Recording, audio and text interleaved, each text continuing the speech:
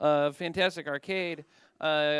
Big thank you to our sponsors this year: Devolver Digital, Unreal Engine, Alchemy Labs, Ugly Machine, 22nd Century Toys, Annapurna Interactive, Farcade, Finji, Panic Button, Red Hook, NVIDIA, Mondo, Toyjoy, and Alamo Drafthouse. This next block, we have two wonderful game makers here to talk about their games, Noita and Holedown. I think Holedown is going first, or did I make that up? Holedown's going first. We have Martin Janastin, who's the creator of Holedown. We have Petri Purho, who is one of the developers of a game called Noita, which if you haven't played it downstairs, you should play it. If you play it for like 5 seconds, your brain will melt. It's ludicrous. And yeah, they're just going to tell us about the marvelous things that they've been making. Take it away, dudes. First of all, it's gotta get the technology going here. Can you see this okay? Yeah? Cool.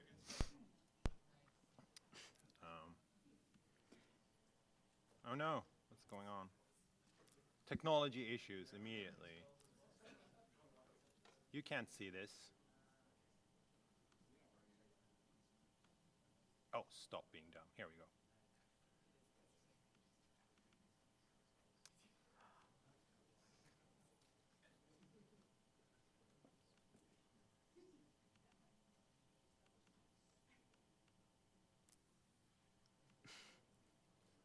Okay, so yeah, welcome to a talk. We have slides, we have games, and we're sorry about this presentation. the pie chart is by weight. So it's in kilograms. So that was Petri's idea. I'm gonna go first. I'm Martin. I made a game called Holedown. Thank you. I also installed Windows 3.11 in a virtual machine and made this presentation there, because what's procrastination if it's not fun? It's a game about digging. Oh, I got ahead of myself, I'm sorry. And you probably know me as grapefrukt on the internet. That's Swedish for grapefruit. You learned something today. I have made games in the past. I made a game called Rimkapsel. I mean, people like to call it hipster StarCraft, and they're not wrong. That was 5 years ago, and I made another game called Twofold Inc. And Petri and I actually made a game once, approximately 7 years ago. We were here at Fantastic Arcade, presenting that. We have found that our presentation is in fact online. Don't watch it. Only 51 people have, and I don't think they liked it, but it's there.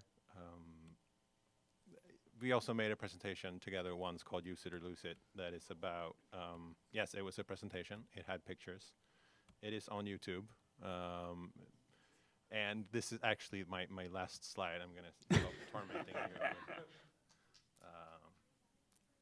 that was worth the whole afternoon working on these slides. Easily, like definitely installing how many 27 different floppies that you had to mount separately in order to install the Office for Windows. I didn't get 3.11. I didn't get the IRQ configured for the Sound Blaster, so I don't have sound yet. I'll get there, but it doesn't work yet. Don't mind this folder. You want to see what's in it? Oh no, it's dark magic. Let's not. No. What is that? I don't know. I don't remember this. I made that. Okay, let's leave this silly place. So yeah, I made a game called Holedown. I'm gonna look at my notes. Holedown. How many of you are familiar or have played Holedown? Good Lord. Okay. That was more than I expected. Let's not watch the launch trailer, or let's do that. Either or. Here we go. That's some big text.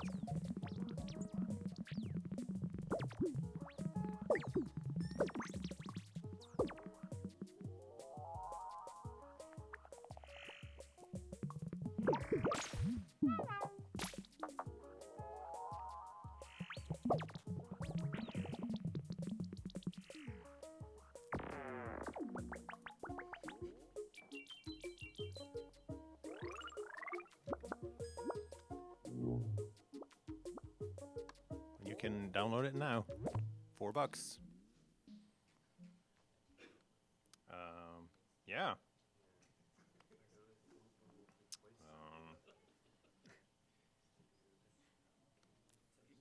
Go away. What do you want from me? Power off. Do you have a DOS port of Holedown? It's in the works. I mean, if somebody wants to make a DOS port of it, I will acquire the funding. How much funding will it be? I'm thinking like in the hundreds of dollars. Seems worth the effort. I think I might be interested in doing. Yeah. So anyway, Holedown. Let's see if it actually runs today. Oh, it does. Hooray. So it's a game about digging, and this all came about because I was like mostly by accident. The way I make games is I play other games and I get annoyed at them because they're doing something wrong, and because I'm humble, I think I can do better. If I actually manage to do that, I'm not gonna that's not for me to decide. But so it's a lot about stealing like one thing and be like, oh, I really like the interaction thing here. I'm just gonna take that one little detail and just rip it out and try making an entire game around it. So the seed for Rymdkapsel was I was playing. Can't even remember what it was, but it had this thing where you could get like a hull breach and your little dudes on your space station would just fly out into space. I'm not even sure they actually did that, but I'm like, it'd be cool if you had a space station, you have a hull breach, and your little astronauts would go like wee in space. So I started a space station building game, and I never got as far as having little dudes that got like air hull breached into space. I just took another turn, but that was like the seed of starting making that game. Twofold was me playing like a match 3 game and getting really annoyed at how it handled input and being like, I can fix this, I can do better. And then it turned into like a 1-year project of me making a tile puzzler. I'm not in total control of my creative process, if that was not apparent. So Holedown was started the same way. I was playing one of these block breaker games. Holedown is absolutely not the first block breaker game. And it was kind of like, it felt so much like a missed opportunity the entire game. So it was like, I wonder if I took this like ball bouncing bit and thought about it for a while and like added some depth and some good stuff to it, what would happen? And I also naively thought that this will be a quick process, like a month or two. As it turned out, it took a year, which is still not terrible, but a bit longer. It's amateur time. Yeah, I mean, and we also had a second kid. We bought a house. We moved into the house in the period of a month. We got the kid and then we moved. It's not great. Don't if you can help it. Babies are really bad at almost everything, including they're absolutely useless when it comes to like moving boxes and stuff. They're not helpful at all. So when I started on Holedown, it was a distraction from another project I was working on, and I've been fiddling with that for a couple months already, and it was a dead end. Like I wasn't getting anywhere.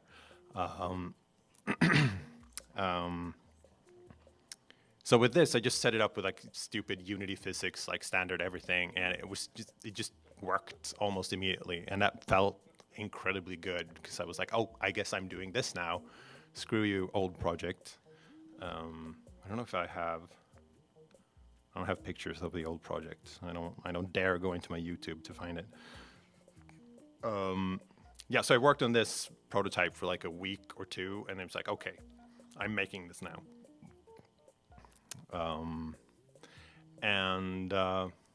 What's next? Yeah, I want to talk about tetraminos. Are you familiar with the concept of tetraminos? I don't know why I'm asking like that, because I can't see you guys, because there's just one giant bright light. Quick show of hands. Who just loves tetraminos? Yeah, hell yeah. Yeah, you're my kind of people. And if you're not familiar, it's the group of shapes you can construct from 4 cells you put together. It's the Tetris shapes, basically. and I really like them because they're so great for everything. And that's basically the first reason I wanted to use them, is because they're just great. I put them in everything. And it's also turned out it allows for some interesting like level setups and stuff. I also sort of strayed from this purity a little bit by having other shapes as well. Like you can see here's a 2-cell one and there's a 3-cell one. Yeah, I know. I'm sorry.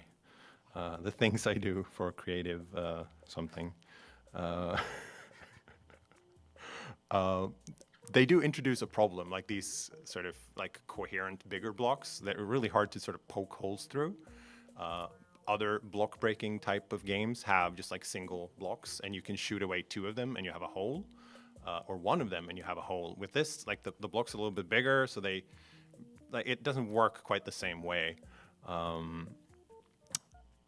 And that ended up being kind of a problem. Plus the fact that originally, let's see if I have pictures of what it looked like a long time ago.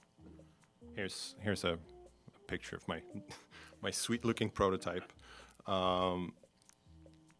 And you can see that it like the playfield is much more open because it needs to be much more open, and it looks like ass. So it's like I wanna change how the blocks look, but I didn't necessarily want to change how the collision worked. But after much deliberation, and finally one of my office mates that I share an office with telling me, like, Martin, you need to stop talking about this and actually doing it. I added rounded corners on the pieces, and that was really smart, and I didn't know it at the time, but it turned out to be like this thing that made the game, like the rounded corners, because it introduces this like possibility of, had these been straight corners, I could never make this shot. I could never go between here because it would be just sealed.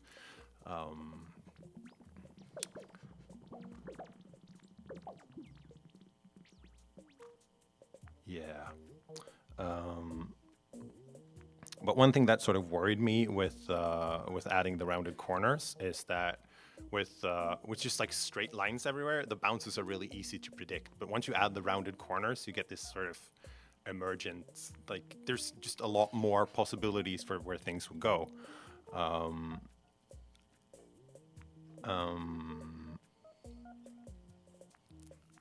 Yeah, and it became really tricky to sort of judge where the ball was going to go.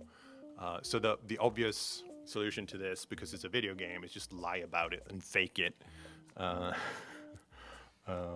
So it became sort of apparent also because of other reasons that I was just using regular Unity physics and just like rigid bodies bouncing around, and it just wasn't really working. Because it would be like this, like you'd shoot 10 balls and most of them would go the exact same way, except maybe 2 of them would bounce slightly differently and like take a different turn. And now you have 2 groups of balls going in 2 different directions, and then they would split up and they would split up again, and pretty quickly it would just be balls all over the screen. Also pretty quickly, when you're working on a game about balls, you sort of turn off the pun thing about balls. It just does not occur to me anymore. But you can do that yourselves. It's fine. So I was like, it became apparent that I was gonna have to like redo the physics stuff, which felt fine because I mean I'd been working on this game for maybe like a month, and it's about balls colliding with things, and the amount of work I had put into balls colliding with things was essentially 0. So it was like I'm fine with this. I can put some time into to fixing this.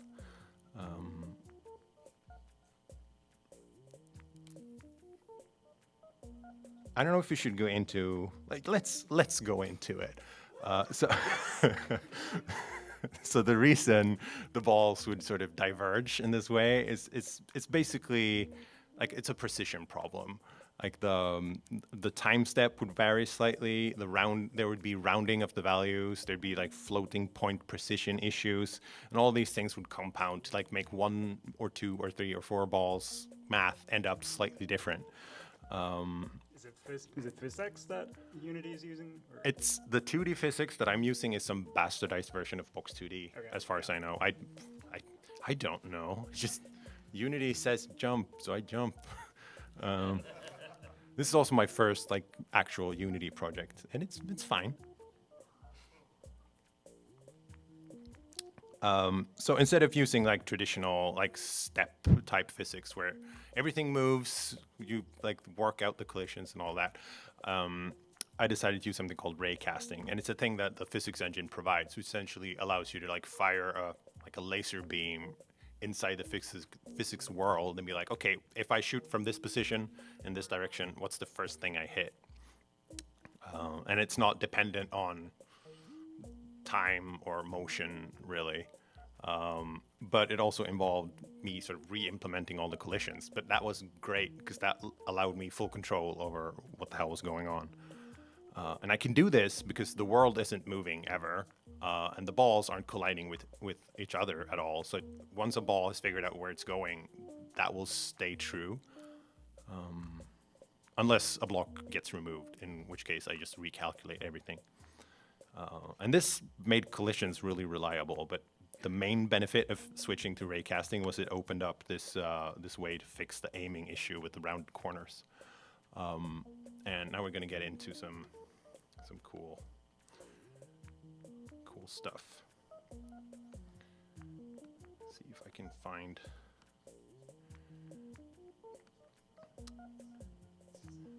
Here's a block in the game. If I aim at this, maybe, yeah. Can you see the red and blue lines? Oh, you can probably see them. You can see them better than I can. That's cool. So the red lines, the short one is what you call the collision normal. So essentially the angle of the surface where it's hitting. Like if I, how do I computer? Here we go. So if I aim at the wall, it's pretty straightforward. It's just pointing to the right, the short red line. But if I aim at the block, you can see it's kind of making a, and we're looking at the short red line, not the long one. You can see the short red line is doing kind of a sweep across like this. And then the exit angle of the collision is the long red line, meaning that if I shoot, like the worst case for this is probably, see if I can set it up. No. Maybe.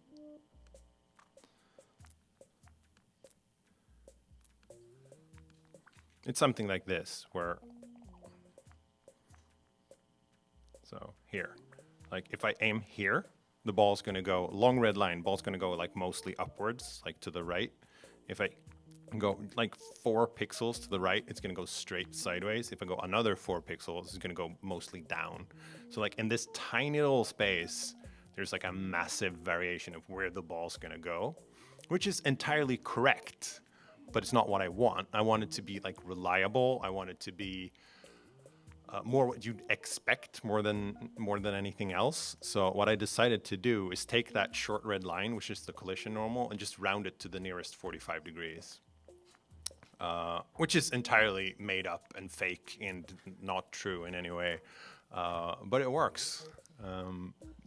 So the short blue line is the rounded normal, and you can see the long blue line is where the balls are actually going to go if I shoot here. So it doesn't really depend. From here to all the way over here, the ball's mostly going to go the same direction. It is actually moving a little bit, but it's really hard to tell because it's so small. Does that make sense? Yeah. Have any of you who've played it, have you noticed that something funny is going on? Yeah. How many of you feel betrayed? Yeah. Well, I'm sorry. It's for your own good. And this is probably one of my favorite things about video games. Like, there's a Simpsons episode or something where there's a movie recording and they're painting horses because they don't look like horses on. They're painting horses to look like cows because regular cows don't look like cows on film, and they paint a horse. And this is kind of like that. The expectations and how it's going to work, like it's all wrong. So you're just going to fake everything. And I like that. I like lying to my players so they feel better.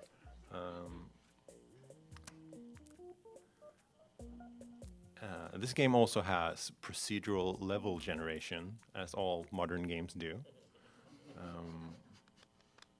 Oh, I have videos of prototypes too. We should watch those. Here's one. This is a pretty early build. It's recorded on my phone, so it doesn't have sound for some reason that I don't fully understand. This is 2 months into the project. And I always get kind of sad looking at stuff like this, because like it's not that far off from the actual thing. And it's just like 10 more months, so it's done.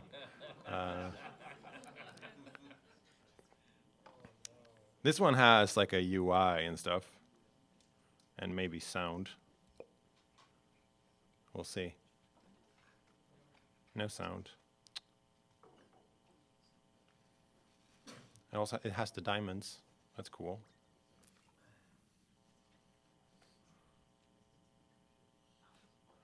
Yeah. So the level generation. All the levels are procedural, and they are made. See if I can start some type of software. They're made using a kind of a stupid algorithm, but it works, so it's not stupid. How do I? And I figured this out like mostly in parallel. Like originally I was just randomly spawning blocks across the level, like at a certain percentage chance there would be a block in a certain position.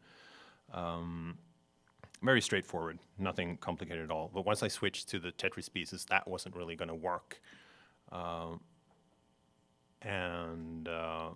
couldn't really do that, like test one cell, move on to the next, that wouldn't work out. So the way it ended up working, and I had a really good time programming this, which is like a lot of the work I do ends up it ends up being about tricking myself into making it like a fun programming exercise. Like I'll happily spend 2 hours automating something that would take 1 hour to do by hand. Because, yeah, it's about me. I'm a one-man company, so I'm gonna keep number one happy. The way this important algorithm for filling a space with Tetris pieces works is that it picks, it just has a great long list of all the cells available in the space, and let's call them the open cells. Then I perp the first cell of that list off, like, and this is now a block, that cell. Let's say it's the one down here on the left. Then I find a cell that's adjacent to this, and it's also in the list of open blocks. Let's say this one, for instance. And I also remove that from the list of open blocks. Now I pick another cell that is adjacent to either of those two blocks. Let's say this one. And then I do that again. Say, I don't know, by chance, it might be this one. And now I have 4 blocks in my list. I know I have a Tetris piece because they are adjacent. And that's basically it. Then I move on to the next block that's in the list of open blocks, which would be this one. I randomly pick an adjacent block, this one, and I randomly pick an adjacent block, this one. And I just keep going like that. And it will just nicely fill the entire space with Tetris pieces, save for a few here at the top where I like run out of space. And it works really, really well, considering it's a kind of stupid algorithm. And it just makes Tetris pieces because they're 4 tiles big, all of them. So this is something you can use in your game development. So it's all the combination of 4 adjacent blocks all of those are Tetris pieces essentially. Yeah. Yeah. That's like.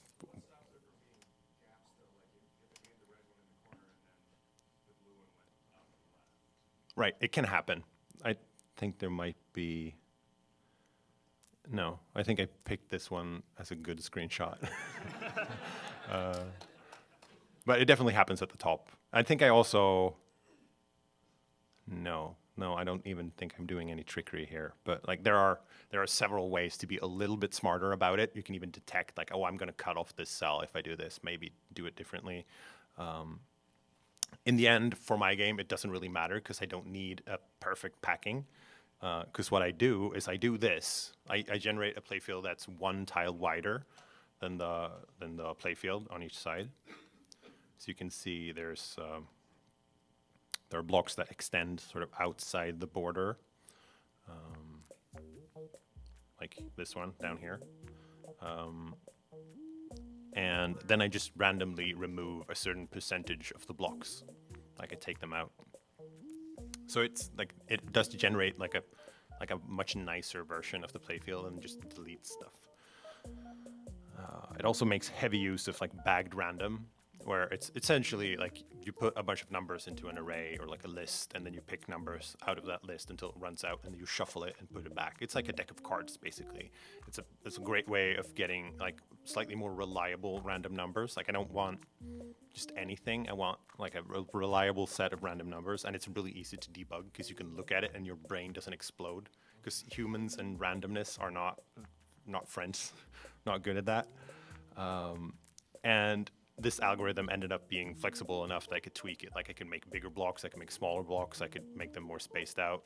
I can even like tweak the way it picks the cells to like emphasize like horizontal or vertical or whatever I liked, really. So that worked out. In the end, I sort of ran out of time. I wanted to make each level a little bit more distinct, but they're slightly different in the way they're generated, but it's mostly the same.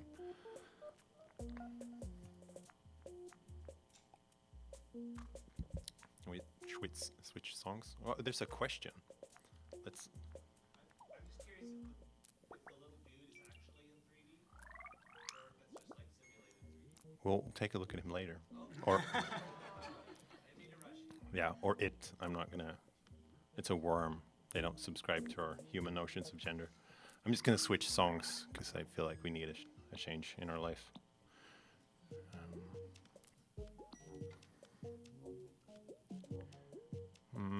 Yeah. So a cornerstone in this game is the ball bouncing. It's arguably about bouncing balls. Like that's the thing this game is about. So it felt really important to make it feel super good. That was one of the like original ambitions. It's like I can make this feel great. And it's also one of the favorite things I have to just do with games is making them feel great. It's one of like, I often have to just stop myself from only doing that. It's like, Martin, maybe the game needs saves games or like not crash every 10 minutes. Like, no, it needs particles and shaders and stuff. Sort of a problem or a thing that happens in this game is that there's a lot of balls and they're bouncing a lot. Like if I shoot here, like say like that.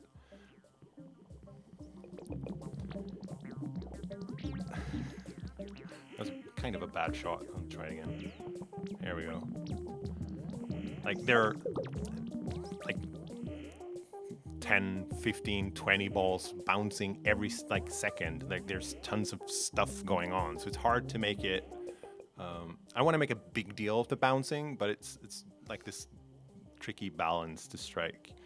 But I'm going to go through a few of the like little tricks I did to make it look cool. I'm going to pause everything in Unity so we can look at it. Ball container. Ball. Look at this little friend. And it's arguably slightly too high-res face. It's a distance field. So the way the balls render is this little trail, which is like a fake motion blur, kind of trying to evoke motion blur. And it has a couple of sort of benefits. It allows me to keep the balls kind of small on screen, like the collision volume of the ball is just like the circle right at the head. But I can stretch out the body a little bit more so you can see where it is. You can see where they're going and where they came from. It gives them like a nice sense of direction. And it works really well. And by like making it longer and shorter, you can sort of communicate how fast they're going. It's ended up being such a very practical thing. I'm also making use of hit freezing, kinda. And it's this great effect, which basically involves stopping the entire game when something big or important happens. And I don't really like the sort of the freeze everything style. JW, where are you? You're wrong. And I think a lot of that comes from the battle scars of being a Flash developer, where the garbage collection would run and the entire game would go, and that's bad. You don't want that. And so I much prefer like punching it to like 10% speed and then going back. But an issue here is that things are bouncing all the time. I can't really do that because the game just feels like it has the hiccups, like it's like going back and forth in speed so much. So what I ended up doing is like this sort of double fix. I'm gonna follow this guy here.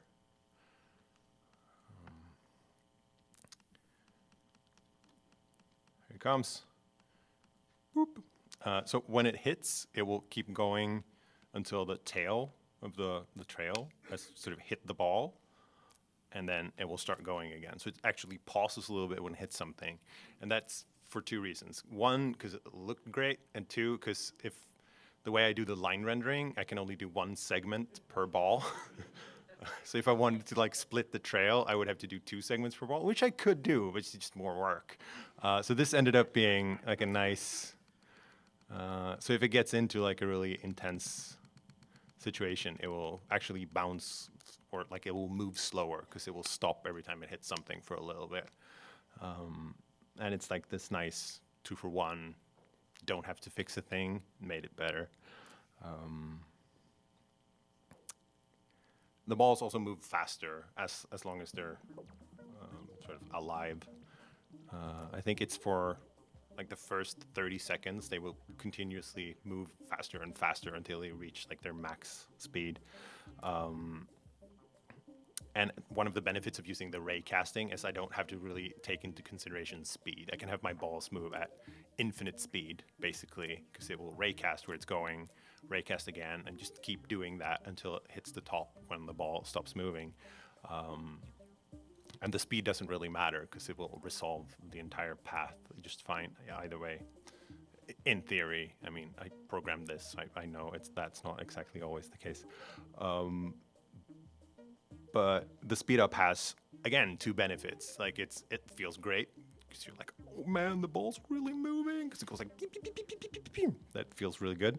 And it also speeds up the rounds a little bit because it can get it can take a while for all these balls to finish bouncing, and especially if something gets like stuck a little bit somewhere and keep bouncing around so long. So that also helps that it goes faster and faster and faster.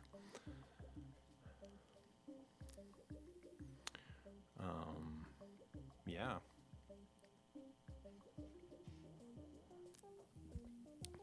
I'm not doing the like obnoxious beer drinking on purpose. It's just I need, my voice is failing. So the sort of last thing in the this like effects block of my enormous talk is the reactions of the blocks.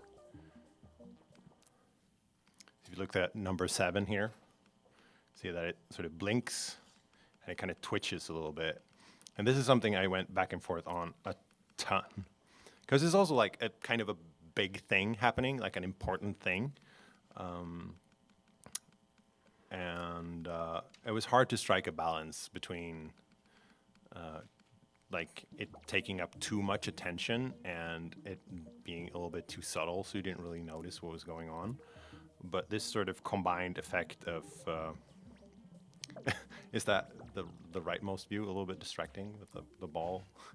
Whee! So they briefly tween their color to white and use this like the collision normal I talked about earlier to like figure out which way they're gonna twitch, and it works pretty well. If you find like a really weirdly shaped block, you can kind of make it twitch so much that it sort of disappears into the background, which is absolutely on purpose and not a bug. Another issue that came up with the blocks is like animating them out. So once they're destroyed, they immediately stop being physics objects. So I need to get rid of them quickly because the next ball in line, which is right behind, will go through it. So at first I had these like falling and like fading and stuff, and I ended up just making it shorter and shorter and shorter. And in the end, it's that they just basically just disappear instantly and spawn a little particle effect. This is especially was especially problematic on. So there's gravity in the game. You can see these, like this block has little pins on it, so it won't fall. It's not supported, but it won't fall. But the 17 and the 50 on top here, if I shoot this out, it will fall, like so. So I wanted this like staggered effect. Didn't want them to like immediately disappear. I wanted it to be like whoa, and the next block and the third block and like so on, which caused this problem again. If the block's coming or the ball's coming after, we just go straight through. So I added this like slow down where the entire game just like whoa. So I have time to animate the blocks that will fall, and it looks really cool. And I got to like slow down the music, which sounds super rad. So that was also nice.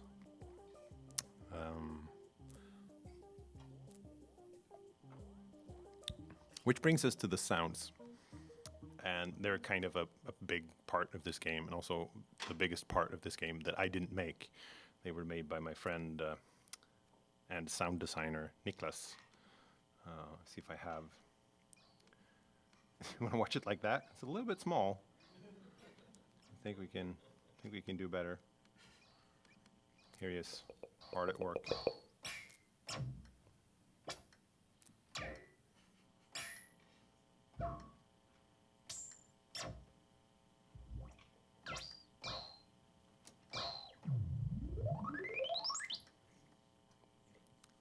That's really what it looks like when he's working. It's fantastic. And he built that thing himself. He soldered that. He's recently rebuilt it to make room for more modules, because that's apparently the way you have a modular synthesizer, is you make it bigger.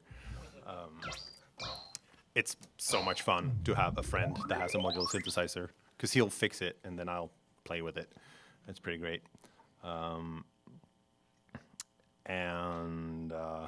Yeah, I can't really talk a ton about the process for designing the sounds, because it was mostly Niklas' ideas. The sort of the overarching theme for the sound effect is that it's all very soft. It's all sine waves, filtered sine waves, and almost nothing else, which gives it this sort of like nice and cozy feel.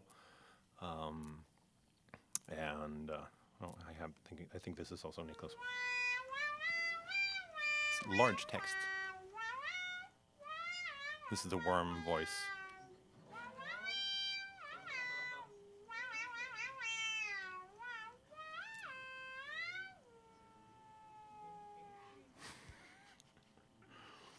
He would just send me these videos like on Messenger, and I'm just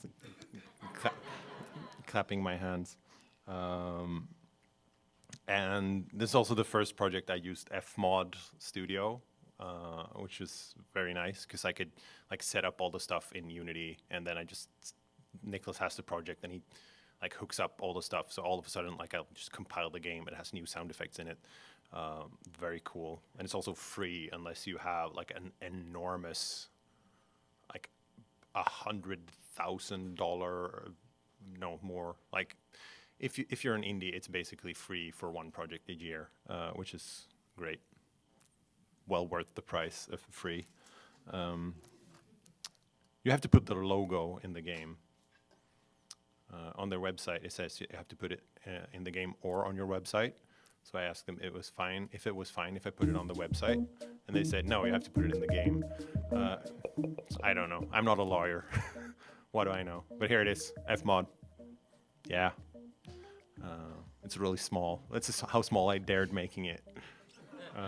But it is in there. And it was also really good. So thank you, Fmod. They are not sponsoring me, even though I am interested.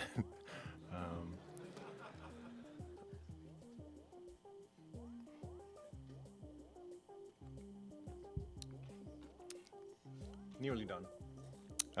So yeah, screen shake. Screen shake's really important. This game has a screen shake. It looks a little bit like this. See if I can hit something. Can you see the screen shaking? I'll try again. Here we go. That was okay. I'm sorry. Let's go to a different level where where my powers can shine. How about the first level? Yeah, I like these numbers better. You can see things shaking about a little bit. Maybe, yeah?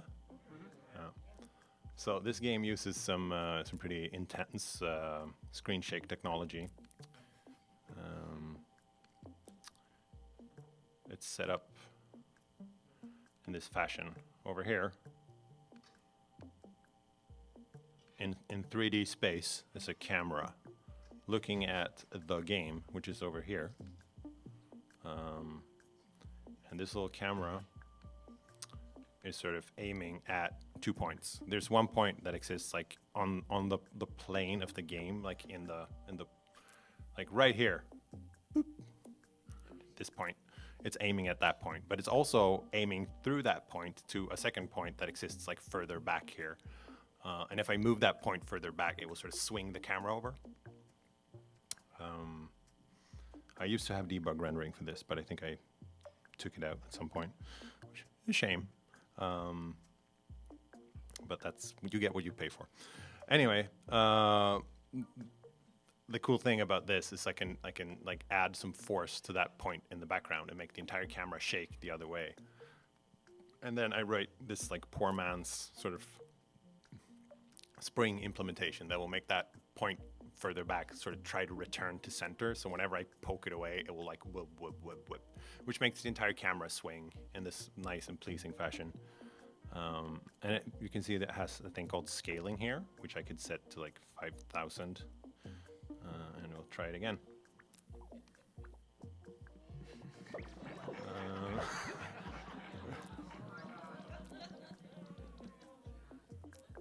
You can also set, like, there's the dampening, which is like, this point is like bouncing around. The dampening is like slowing it down. You can just turn that off.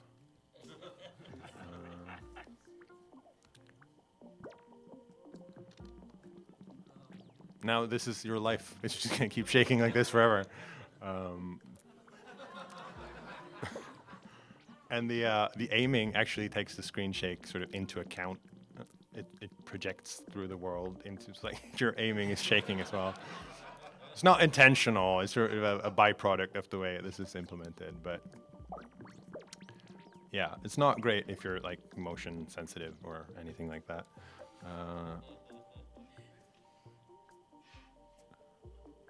But yeah, I can recommend having screen shake. It's pretty great. And that brings us to the final segment of the stuff I have actually planned, which is the worm. Oh, I hit it on first try. There's a bunch of stuff in the way. What's this? Gooey? Sounds. Have you noticed what this object's called? Can you see that on the screen? Yeah. Ta-da! Didn't really work. See if I can get rid of this stuff.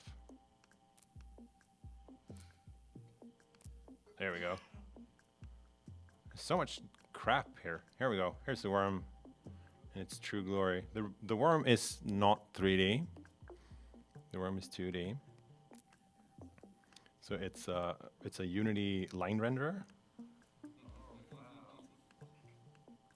But you can't really tell because it twists and turns, so it looks like it's 3D. But it's like if you look at it from straight up, it gets kind of weird. And the face is actually 3D. And what else? It also dances in time with the music, which involve like a bunch of interfacing with Fmod's C library. And some head scratching and crashing Unity many times, but it works now.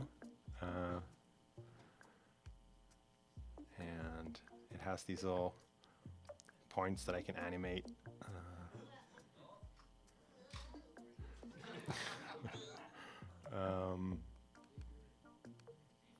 And the worm sort of came about from making Rymdkapsel. I don't know how many of you are familiar with it, but all the characters in that game are little tiny white boxes, which are placeholders that just stuck.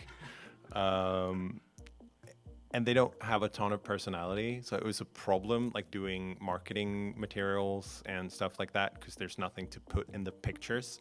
It's just a space station, like an isometric. It gets really boring really quickly. So for Twofold, my second commercially released game, I was like, I'm gonna add something to it, and I added a little one-eyed robot up in the corner that was super cute, and it ended up being super useful because I could put that robot in all like the pictures and the icons and everything. So I really wanted something like that for this game as well, and I made a ton of drawings, and Catherine, who did actually some concept art for this game that we're going to look at in a moment, also did some work on potential like character stuff that we could put in. And I tried to like think about like what would be an animal that would make sense, or like a type of character that would make sense, like a mole or something. And in the end, it ended up being like, what's an easy animal that doesn't have too many moving parts? So worms are pretty great. They don't have arms or anything. And I just made like, this is the bare minimum thing I can get away with. And that's the worm. And here's like the first little animation test I made with the worm. Has a slightly different face in this version.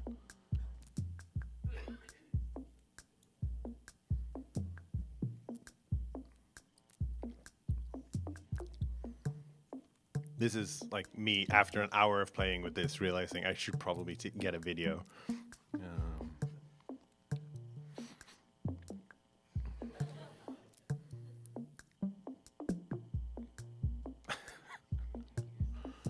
Yeah, he also, see if I can show you. I also made the worm smile slightly because it was kind of creepy with that dead face.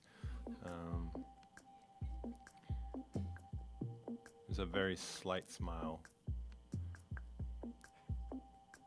I can crank it up. And the worm has all the hooks for way more animations, but I just didn't have time to make them. Do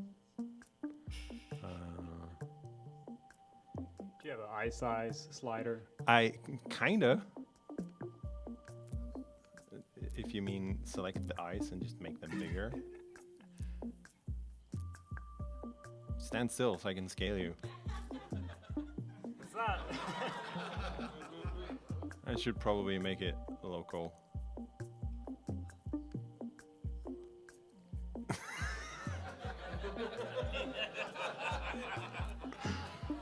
Perfect. Actually, never done that before. That was funny. Should have this in the game so it like Ship it. reacts. Yeah. I've been joking about adding hats for a long time, but maybe just messing up the worm is good enough.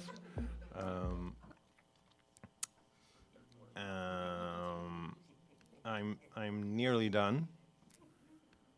We're gonna look at the concept art stuff, and this is something I had never tried before, but I wanted to bring on someone to do some concept art just to see what that would be like, because I've always done my own art, and I felt like I was doing the same art style over and over. So I found an illustrator and asked her to draw some stuff, and that was really cool. And I was really excited for these drawings, and I still am, and I really want to make something that looks kind of like this one day. But in the end, I decided to just fall back to what I know, because I needed to finish this game before I had to go on parental leave, because my wife wanted to go back to work, which is an entirely reasonable thing, and I also wanted to be at home with the kids. So I fell back to sort of good old Martin style. But these are really cool. This was probably made like when I've been working on the game for like 3 months or something. We're trying to figure out like how the blocks would look, like this ever-present problem of how to differentiate between blocks that are stuck and blocks that will fall. We've got a little mole here, and here's a way it could have looked. Sequel. Yeah, maybe. Prequel. Reboot. Reboot, yeah. I just name it Holedown to differentiate and like make it easy for everyone. I think this little guy up here in the corner, I can't zoom. Well, I can. This was kind of what got me going on the ghost. So it sort of, or ghost, the worm, that got me like, maybe this could work. So that's how we ended up where we are today. I also have some music that we never put in the game that I thought you might want to hear. Originally, I had entirely different plans. The style of music that's in the game is what Nicholas calls space acid, which I believe is a genre that exists.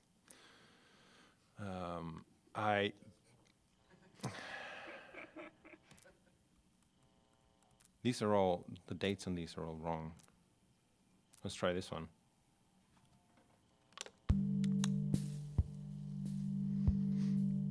This sounds a little bit like another game if you're...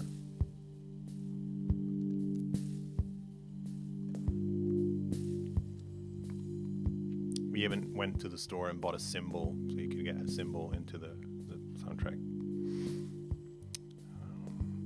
Because I wanted something like subtle and kind of serious to sort of offset the kind of goofy nature of the game. But this ended up being like way too much like the Rimkapsel soundtrack, and also kind of boring because we did it before.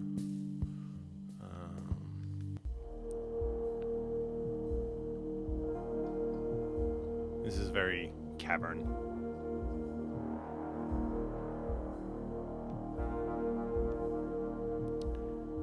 And this was sort of the style of music that was in the game for months and months, and then maybe beginning of this year, something like that, Nicholas was like, I'm going to try something different. And he made,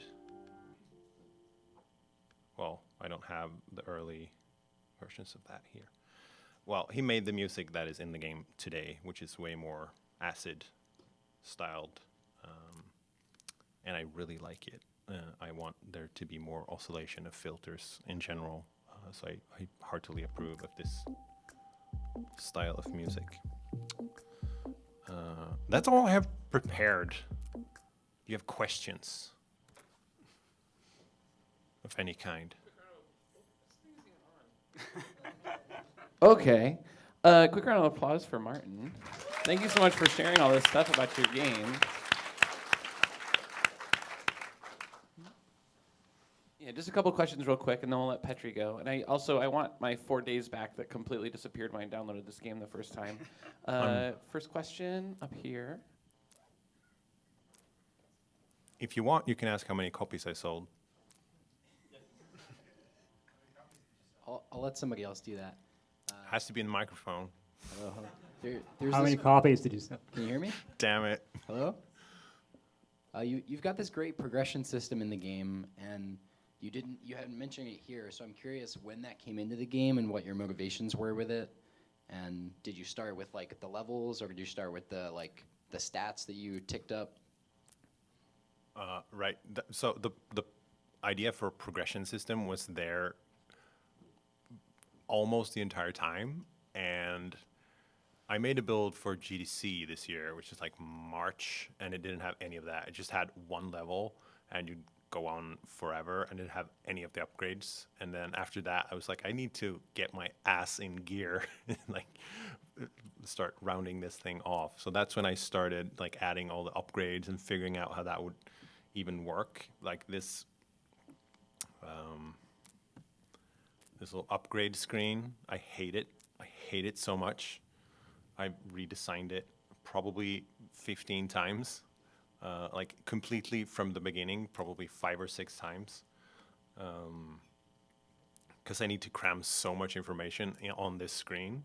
And it's mostly fine until you consider that you can play it like on an iPhone or like an iPad in landscape, which is the thing you can do.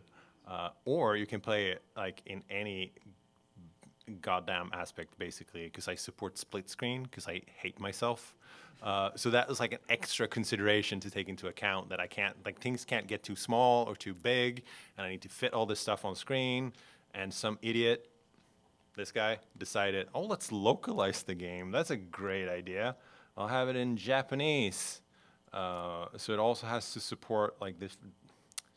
Like, it's a bad idea. But I really didn't have that much time to iterate on the upgrades, so it mostly became like, what are things that would make sense to have upgrades for, and what are things that I would like to gate for the player to be like, okay, you can learn some stuff before you get access to this new thing.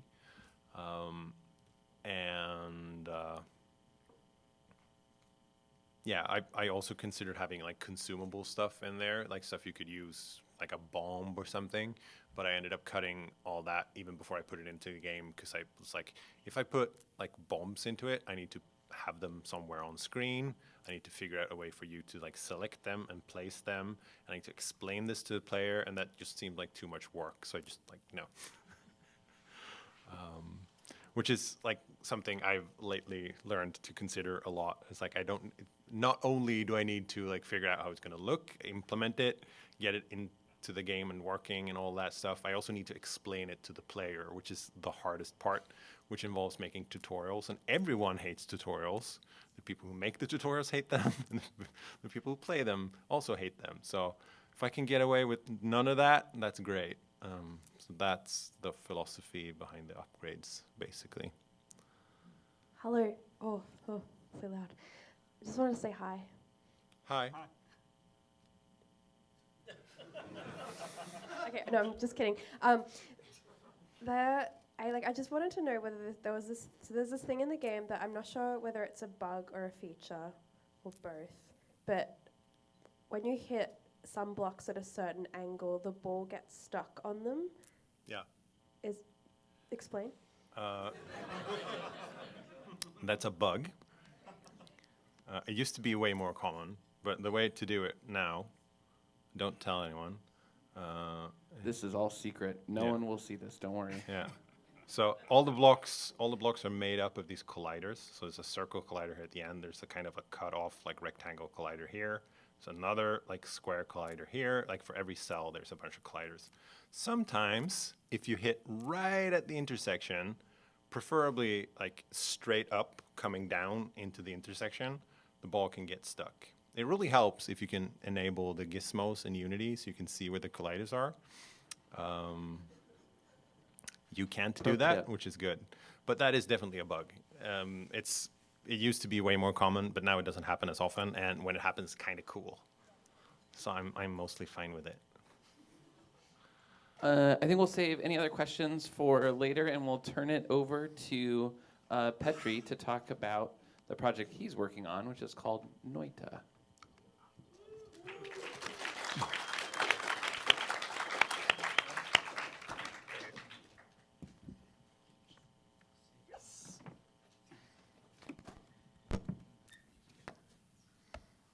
So yes, hello. I'm going to talk about Noita, which means witch in Finnish. In case I'm sure everyone here knows about it, because I seem to see that the game was really popular amongst people here. I saw a lot of people who were cosplaying witches this weekend, which is really cool that people are so dedicated to this game. It used to be called Wizard Physics, but our marketing department thought that we can't use that. Speaking of which, this is essentially our team. This is me, Petri. This is Arvi Teikari, who's probably now best known for making Baba Is You, working on it. And this is Olli Harjola, who is one of the guys who worked on the Swapper. Yeah, my plan was just essentially to play the game a bit and then maybe talk about its progress so far into this point. So let's hope. So I'm going to try to explain a little bit about the game as I play it. So the name Wizard Physics would have told you everything you needed to know, because you're like wizard and there's physics. But because it's called Noita, I will have to explain you a bit more. all the pixels in the game have sort of physical properties, and you can sort of use them to your advantage. And you play as this magic character, and you have these spells that you can shoot everywhere. So, for example, here's these lamps here. If I shoot them, they're filled with oil, and they will fall down and set things on fire. This box here is made out of wood, and I think it actually contains gunpowder, so it's going to explode. You can like shoot these stalactites, and they should fall down. So the game is a roguelite, and it's got permadeath, and I don't have any debug things enabled here. So if I die, that's going to be it. So I'm just going to try and play a bit further, so you will see a bit about the game. I will explain this thing. You can see I am currently 5% wet. That's what this drop above my head means. And I think I should be more wet right now. So 94. What water does is essentially like it protects you from fire, which is essentially everywhere in here.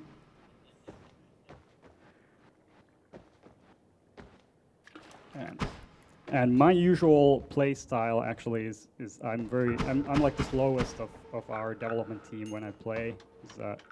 I will try to play this. Oh no.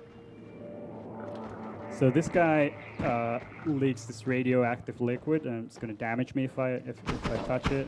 So I will try to stay away.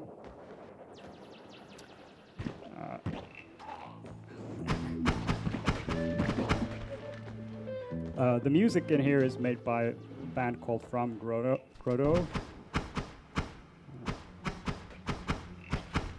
Okay, I will try to make it a bit fast. Oh, there's a magic wand, so let's try and get that. You also have this other wand here, which I guess I will be using. That shoots these bombs, and they will destroy sort of everything, and set everything on fire. I should be able to pick this up. So then you find these magic wands, and they do various different spells. So this one shoots these sort of fireballs, which again sets things on fire.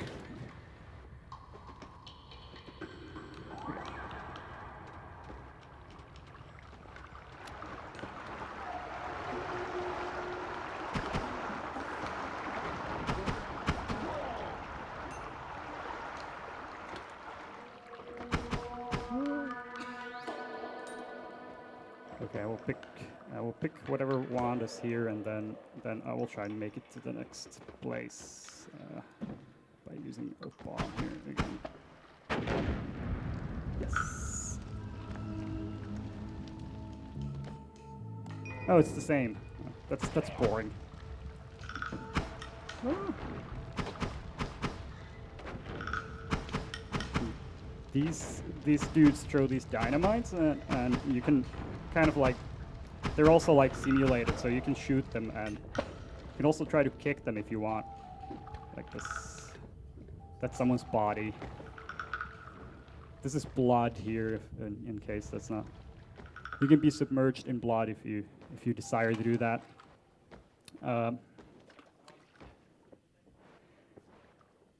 The blood, currently what the blood does is it'll stop you from being ignited mostly, but we have some other plans for it. This stuff here on top is oil, and as you can see, we have densities between liquids. So oil should flow. Okay, let's just go through here. It's gonna burn forever. Can we find some other way? It's bad to be covered in oil and go near the fire, because then it's very likely that you'll ignite and you will burn for much longer. Yes.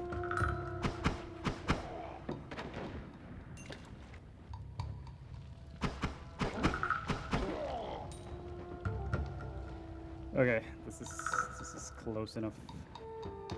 So once you make it down enough,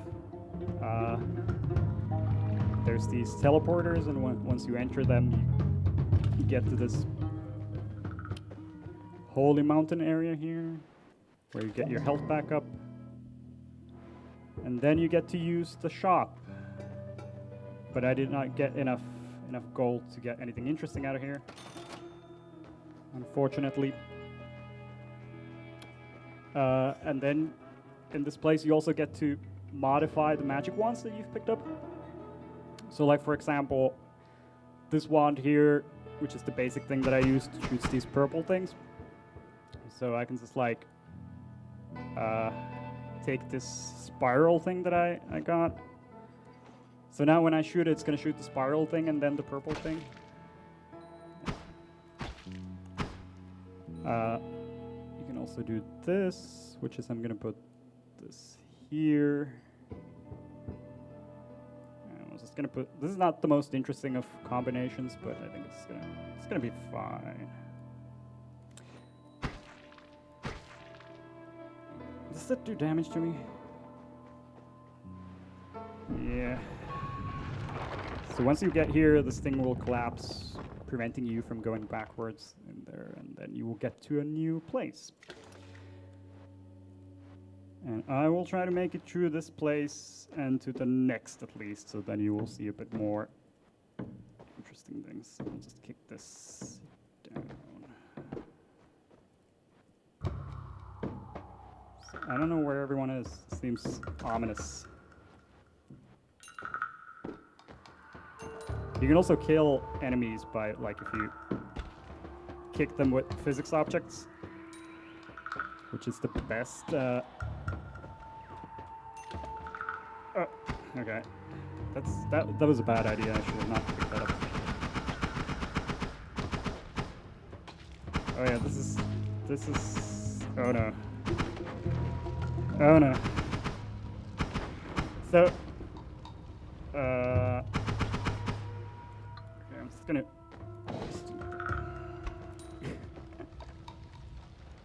Yeah, you can kick them if you want. They're also made out of the. So this is made out of there's a cold nugget in there, but it's made out of slimy meat. Which I don't really know what the difference between meat and slimy meat is, but.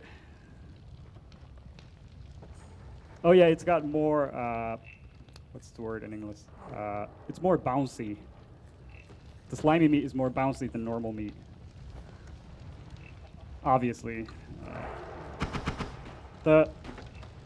These flying things, their blood is made out of lava, so when you shoot, they leak lava everywhere, which will also again set everything on fire.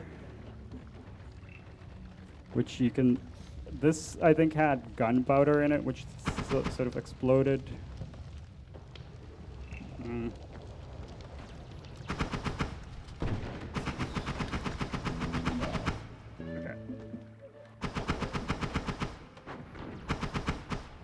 Oh no.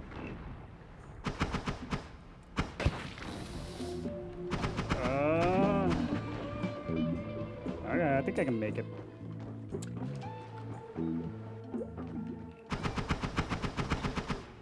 Yeah, it was a really bad idea to put that one spiral thing into that. It's going to damage me every time I shoot it, so... I don't know if I'm going to make it through this place. Let's see. I'll probably do it with the physics objects.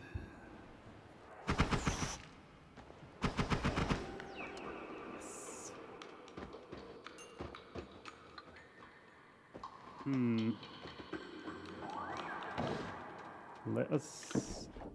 Let us kick this thing out of here if I can. No, I can't.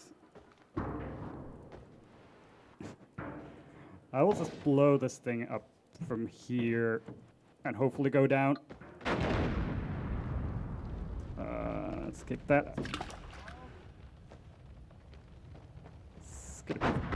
Yeah.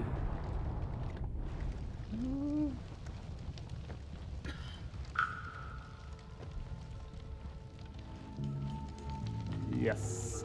The problem with this though is I don't really have any. My gear's kind of bad.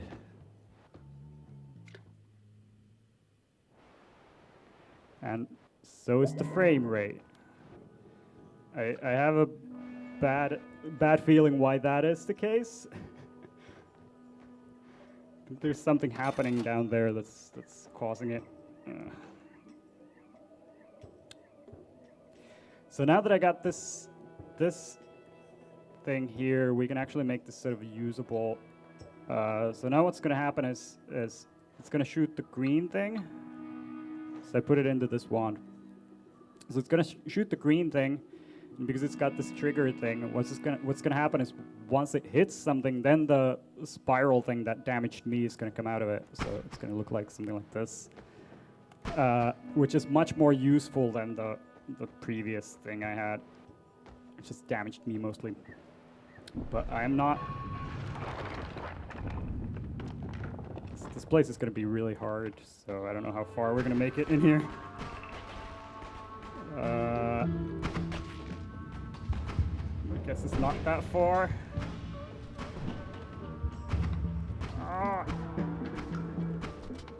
Okay. Just gonna get away from those guys.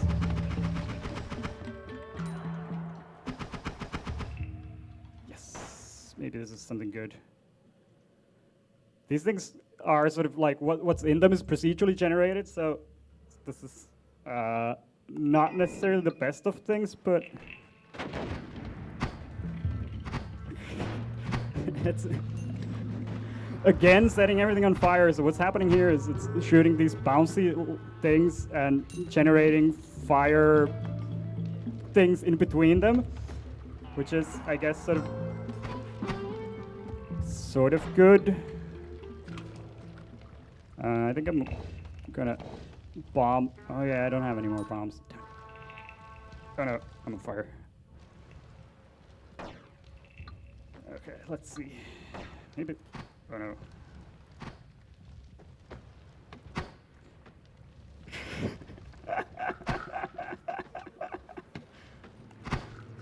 Can I set him on fire? So here's some ice. You can break that.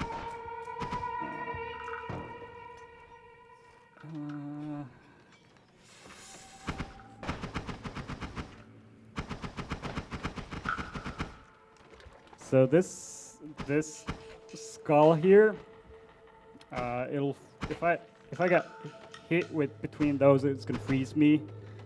But I can use it to freeze other enemies here as well if I'm clever about it. But I don't know if I want to be too. Burn everyone.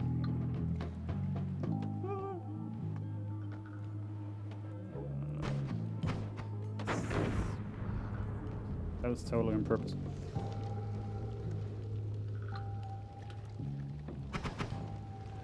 Let's see who's. Oh no.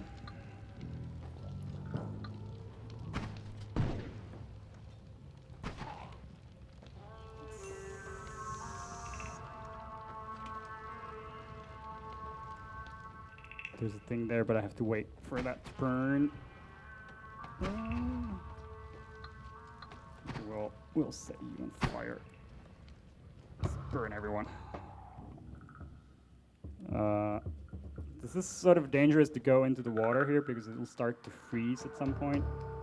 So you can see here, this bit here is getting frozen because you can also, like, if you have, like, I have fire here, I can melt the ice and it'll generate water here. And the same is true with the snow here. You can't really see the water because it's going to fall down in there. But I think this is done, and we can maybe get a new wand from here. This is way more interesting. It's essentially the same thing, so I'll just keep whatever I have.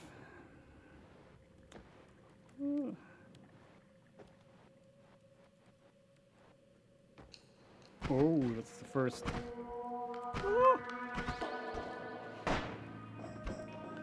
These sniper guys are really dangerous. So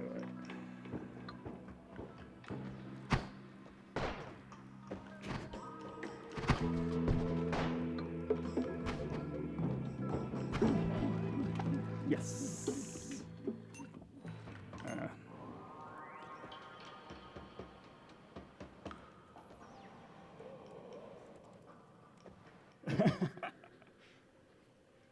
Yeah, you can drink things in this game. So I could drink this water here, but it's not very useful for me at this point.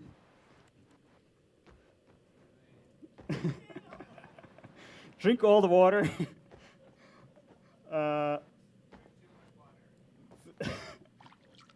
We used to have pee in the game, but we don't anymore. And there's a very good reason for that. It was because some of the creatures, we had deer in the game, which I guess we still have. They would urinate from time to time. And the problem was that they would find this, oh no. I don't like that guy. Okay, this is gonna probably be the end. So, oh yeah.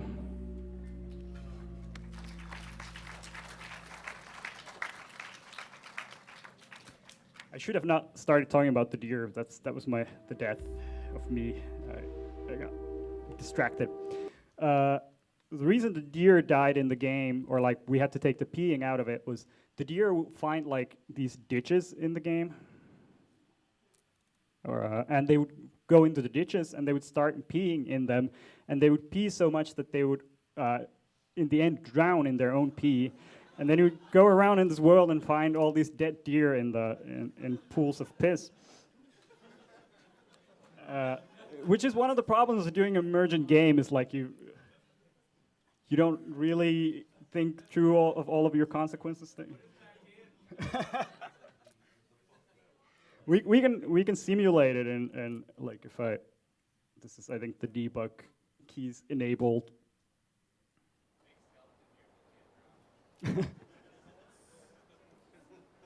So I will enable the debug keys here. I essentially put our presentation slides into the game. I made them out of meat, obviously, which is not necessarily the way. My plan was to put both of us in here. Maybe I can do it. For whatever reason, I have Martin in the. But I should have my own face here somewhere, but apparently I don't. So. Yeah, I only have the outline of me, so it's sorry, Martin. It's only. I'm okay with that. You're okay? Can I burn you? Because I can put fire into the game. Sure. It's fine. I can set you on fire. Super hot. I will pick. Can I put acid on you? Is that fun? This gets really grim really quickly. If you are not fine with it, then Just go ahead. Do your do it.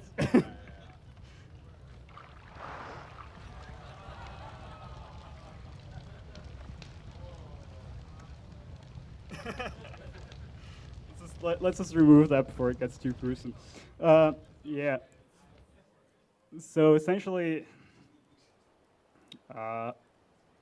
here, for example, I think we should have. Let's see.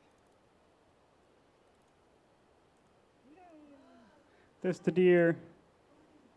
Do we still have pee in the game? Yes, there's urine. We can. This. It is. It's doing pretty well. Let's see if. I'm not sure if we've enabled. Yeah, that's it. Is this what you wanted? Are you happy now? You brought this on yourselves. You can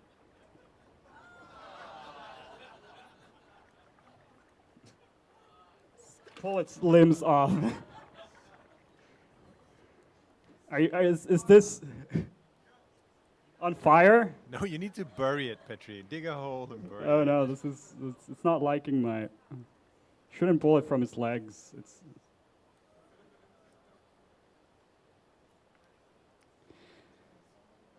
So is this good? Should we bury it? The trees are in the way. To get rid of the trees first. So let's make this nice little grave here for it, and we will bring it. Fine, we will fill it with blood, and we will bring its. Oh yeah, it doesn't. Yeah, it's not. Yes, it's this. Are you happy now, Cherry? Is this?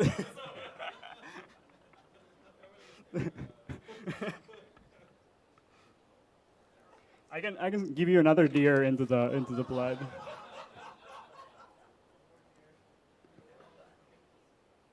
We can also. We can. It's fine. See, it's just taking a swim. Yeah, it's happy.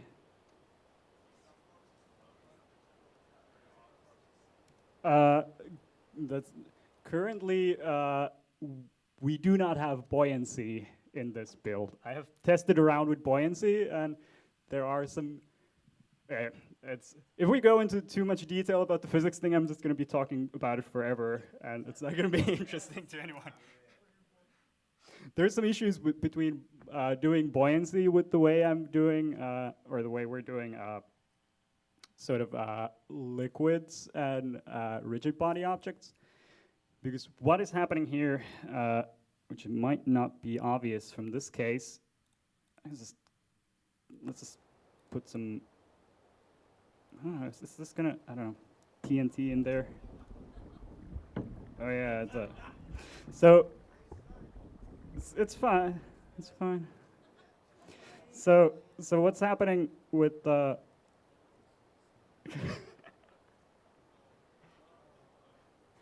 we can set the this is TNT, so we can set that on fire, which is obviously what we want to do.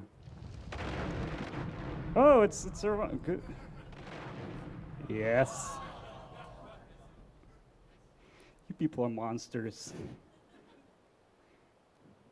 So, where was I? Did I have some sort of a point? Buoyancy. Oh yeah. So.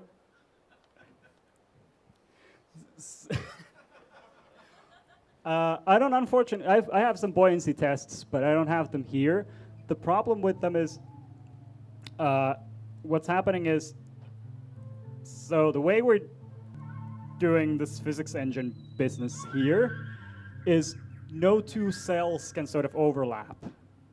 So every pixel, more or less in the world, can sort of occupy only one place. Right. So if you put something into water, like here, or in this case into blood. So if I put this TNT into the pool of blood, as it goes down in there, it's going to just replace the blood pixels and sort of scatter them around and throw them into the air. So the problem with that is all of a sudden doing buoyancy volume, like you need to figure out what the volume is of what you're replacing, but because you're essentially replacing the liquid, it's going to be really hard to keep that so that it doesn't end up like feeding itself back up because it's pushing it on the side and causing these really weird issues. So there are some ways around that, and I've tested them around, but it's just causing a lot of like things floating in small puddles up and down, which is not necessarily the best. Yeah?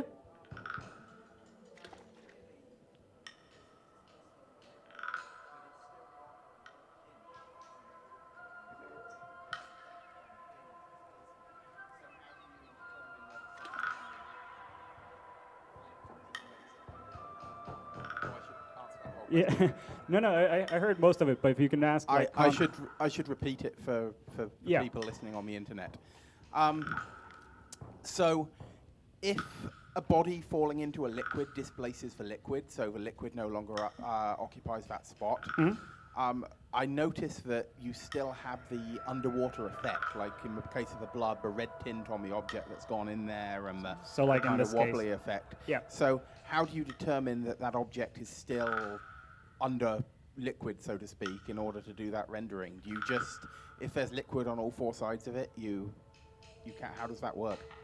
I don't think it actually like this doesn't wobble, as you see. Oh yeah, it's just the Yeah. edges. But I thought Yeah. there was a red tint on the TNT when you dropped it. Oh into the lava. yeah, like, well, there's Yeah, like there. this, yeah. So what's happening here is some liquids can stain things.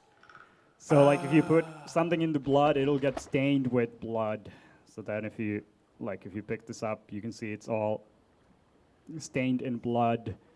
I see. If you take this into, do we have, I don't know if urine's the best. If we have water,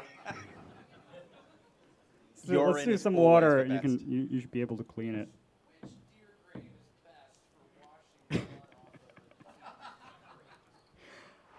That is a very good question. I'm not 100% sure. I know.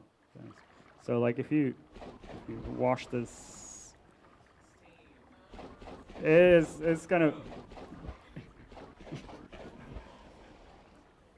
It should get sort of clean at some point. We can clean the deer body if you want. Oh no, it has decomposed. I think this is rotten meat right now. So yeah, it's gone. It's.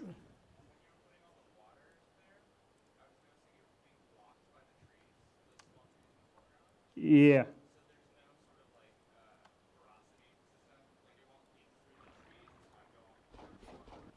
No, like, yeah. Yeah, essentially, like, that's one of the consequences of it, which is one of the reasons. So, like, my plan was to talk about sort of the history of where this game came from and show you some early prototypes, but we can discuss this if you want. Sure, Jerry will speak for everyone here. So one of the big problems with this system is exactly that you can't have things that go. So these trees here are sort of now background trees, like this thing here, so the water can go through them. But if I cut a piece off them, they will turn into like solid tree bits here. And for the longest of time, we didn't have these sort of background trees, so all the trees in the world would actually be made out of wood pixels, and that would block water, for example. So we had a lot more of this sort of outside area in the game, and we would have rain. So like one of the things here is like this grass here will grow slowly on the soil. Like that's one of those things that used to be in there. The soil will also like crumble down slowly if you do this. Oh yeah, this tree's no good. Let's move it aside. So like then it would look wrong. Like if you had these huge pools of water and you had these trees that looked like they were the background, the trees would sort of block the water and it would look weird. So because of this, we figured out we sort of have to not have so much of the stuff above ground, but if you have things that are below ground, then it's not going to look nearly as weird. So that's the reason we sort of went with putting everything underground. And this puts a lot of restrictions on the art style because you can't really have depth into things. So everything's just like a slice of the world. Yeah.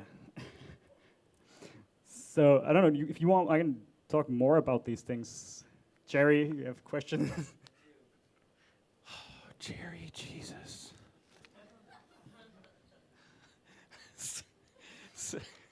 So, could you talk a little bit about how you approach, like, updating the world, like updating the simulation? And I know this is probably a very deep, complicated question, but like, even there where you're playing with the soil and then like you could see it like every once in a while it kind of crumble down a little bit. Like, how are you handling this?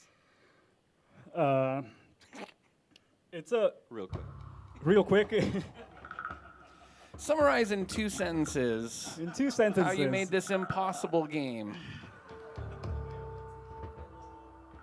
high level. So there's multiple things happening. So first of all, what we have is the world is being procedurally generated as you're sort of going into it. So like it's one continuous world. Oh, here's some worm. Yeah, you can. So like essentially, like previously when we went sort of down, like in here. So essentially, what the teleports does is it teleports you into this place, which is down here. And if you can find some ways to go back up, you can in the game, which is totally doable. Like if you just dig a hole. Let me just do it here, and I'll just dig a hole. So like if you manage somehow to dig a hole, you can go sort of back up. Yeah, you can do that. Like if you manage to destroy the shop, you can take these things, which I probably shouldn't be telling everyone, but whatever.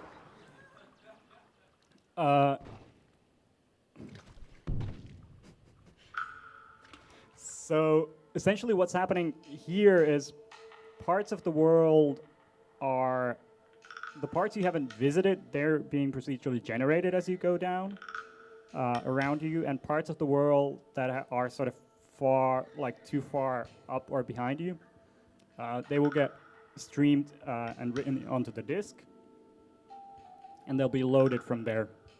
And that's sort of being done within like 512 chunks. And there are, I think, currently about 12 of them is where it tries to be, is have 12, 512 chunks of the world that are sort of being updated. So that's the sort of high level thing. Then into the low level things, it'll try to heavily figure out within those where it needs to sort of update things, so it doesn't have to update everything. So there's essentially, like if you're doing this sort of falling sand engine, like if you're doing falling sand simulation, there's essentially two ways of doing it. One of them is you have like double buffered worlds, so you have the world, this is gonna get very complicated, no one's gonna be interested in this. So the double buffered one is where you have essentially two buffers and you always update into the new one. And what is good about that is it has a lot less what is known as update order problems. And update order problems happen when you do not have that, which is what we have here, which is you have one continuous sort of one single sort of 2D array where all the pixels live. So for example, when you have water, and the water is falling down, you have to update everything from bottom up. Because like the first pixels at the bottom have to find a place to go down, then the pixels above them can go to the place that was previously there. So like if I put some water down here, sort of it needs to find like its bottom pixels first and then go up, right? And then, yeah, are you guys following this at all? Yeah. So then the next problem is currently with the CPUs you need to do this multi-threaded. So in order to take the full power out of things, you need to do it multi-threaded, right? So and how do you do multi-threading when the update order matters? Like one of the things in the update order is like if you go from left to right first, then if you update like water pixels that are moving horizontally, if you only do it from left to right, then your water will move faster towards left side than to the right side because it'll update those pixels first, right? So one way of fixing that is you randomly select like are you updating from left to right or right to left when you're doing the updating stuff, right? And the way to do this sort of multi-threaded is you first of all you sort of figure out where you need to update things. Let me see if I can. This is a bit weird because this is not my development computer, so I don't necessarily have.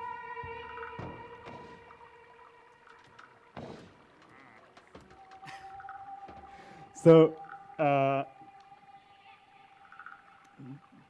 So the way it works is it figures out these 64 by 64 areas of the world, and it keeps a list of them, like what of them need to be updated right now. And then it essentially, in order to do it multi-threaded, what it does is it sort of does them in this checker pattern, which is probably not going to make much sense unless you're very involved in this. But the problem with updating things in multi-threading is you have to make sure that no two threads access the same pixel, so they're not updating the same pixel. So if you're just updating every 64 by 64 pixel and you have a pixel at the edge of the 64 by 64, it can go to the right side of it, and its neighbor, when it's done doing updating, can end up updating that pixel again. So you have you can have like the super pixel that will move super fast, which would be, that is fine, but you can have also the problem that it will duplicate into multiple pixels and just like fill everything up. So the way to do the 64/64 updates is you do 4 threads and you do them in a sort of checker pattern. So you take every other 64/64 and you make sure that they don't access anything beyond 32 pixels to the left or to the right or up or down. And you do all of those first, and then you stop, and then you do the next set of your checker things, and you do the same thing with those. So you essentially get these sort of crosses of update areas that they can do, which is like essentially what's happening here. So you can sort of see it's figuring out the sort of 64/64 areas that it needs to update. But that's not sort of all of it, obviously. So what's also happening is it's running this sort of separate update thing that it does once every frame somewhere, which you can see like there's this, sometimes you can see this like weird 64/64 thing that's like happening somewhere. So what it's doing there is sort of, that's the one where it's given a bit more time and it does sort of more heavy updating things. So let's say you have a lot of reactions, like because there's a bunch of chemical reactions you can do, like,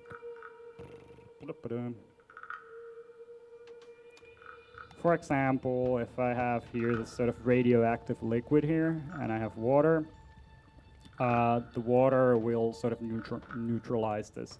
So you see it disappears in there. So that's sort of like a reaction that's happening. Say the grass growing somewhere, that's sort of a reaction that's happening, but it's very slow one. That sort of thing. So it does that for like one of those 64/64 every time, because it's not, those sort of chemical reactions don't need to necessarily happen that often, so that it's given a bit more, if that makes sense. So forbidden spells, basically. Yeah. Dark magic. Yeah. I want to see bloody zombies. Want to see bloody zombies? So we have about. Do you guys want more blood or less blood? More blood. So where did this game sort of come from? Is the question that no one asked, but I'm gonna answer it anyway. I did. You just wanted to see this game. So back in 2007, Kokoromi organized this. Yes! Kokoromi organized more parties, I think. No? Okay, fine. They organized this party at the Montreal International Game Developers Conference. Yeah, I figured it's MIGS, but I don't know what it's, yeah. Summit, yes, thank you. And it was called Gamma 256, and the idea was that you had to make a game that used resolution 256 times 256 or lower. So at the time, in 2007, I was making these games one every month, and when this sort of came around, I figured, fine, I'll just make one game for this thing. And it was called Bloody Zombies. And because I thought about it a bit, I figured out, like, if you're doing low-res stuff, what it means is you have a lot of CPU power. You have to rescue Barbara. It's a Night of the Living Dead reference. So there's essentially zombies, and you have a lawnmower. And this is based on the best movie in the world, which is Brain Dead from Peter Jackson. Especially important for me because that scene was censored in Finland for the longest of time because we had censorship. So, and we had like these like copied VHS where I got to see the scene and it was the best. So essentially you have a lawnmower and you mow down these zombies and they leak a lot of blood. Because I figured like you can simulate the, and then you can use the lawnmower in the blood to sort of blood surf. So you can jump higher. So essentially like you can't jump out of here, but you will have to just get all the blood out of these, which is surprisingly difficult when, I have to pick up the key, when the lawnmower propels you in the opposite direction.